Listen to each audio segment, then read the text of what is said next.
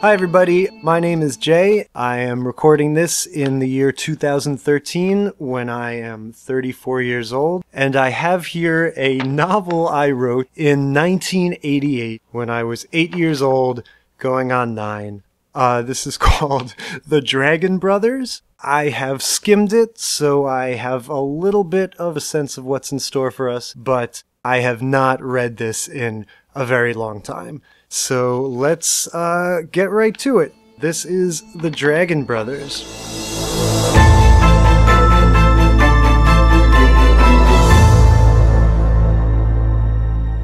Chapter 1. A New King. It all started with Rick Stevenson. He was a scientist. He studied the stars and planets. One day, he discovered something in the sky.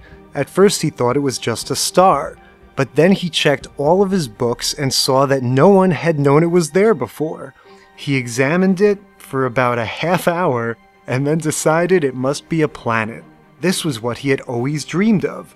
He didn't bother making a satellite. He just spent the next few months making a small one-man spacecraft.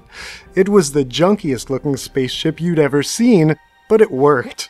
He packed t-shirts and sweaters. Shorts and jeans. Oh, sorry.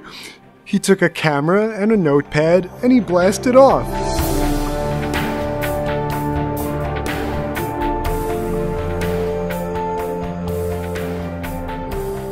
While he sat in his spaceship, traveling towards his planet, he decided to name it Gals. He didn't know why, but it just came to his mind. It took about 4 days to get to Gals. When he finally got there, he knew that his spaceship was the unsafest way to travel.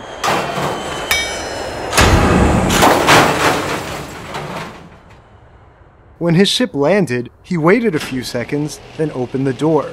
He slowly crept out of the spacecraft. He saw in the distance what looked exactly like normal human beings, but when he looked closer, he saw that they all had blindfolds on. They also all had mohawks. This he could understand. He felt someone put their hands on his shoulder. He turned around and saw one of those people with blindfolds and mohawks. The person picked him up and carried him a long way. Rick couldn't see where he was taking him because his face was facing upward. Eventually, the person who was carrying him dropped him.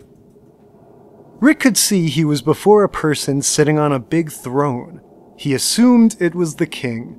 The person who was carrying him went near the throne and spoke quietly to the king. The king nodded, and the person who had been carrying him came and picked Rick up again.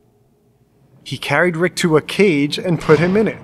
Then the person reached his hand into the cage and cracked open a little pill with his finger. Gas came hissing out, and soon Rick fell unconscious.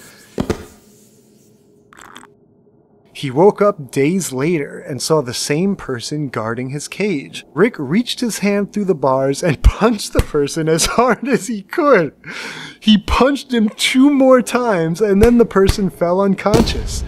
He reached through the bars and grabbed the key. He unlocked the door and came out. He took off all of the guards' clothes and put them on. When he put on the blindfold, he saw why they wore them. He could still see with the blindfold on, but everything looked darker. They must not be accustomed to bright light. Then he tried to get his hair as close to a mohawk as possible. And just to be safe, he took the guard's gun. He waited for a while until the guard woke up. When he did, Rick pointed the gun at the guard and said, "Take me to your leader." The guard brought him to the king. When they got there, Rick said, "I challenge the king." He stood up from his throne. He marched down and said, "All right." They started to fight. At first, the king was winning. But then Rick started punching him so hard, he saw stars. A few more punches, and Rick was the new king.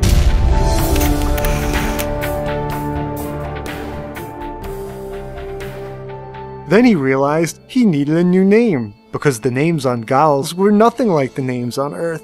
He decided to call himself Scar Scandal. End of chapter.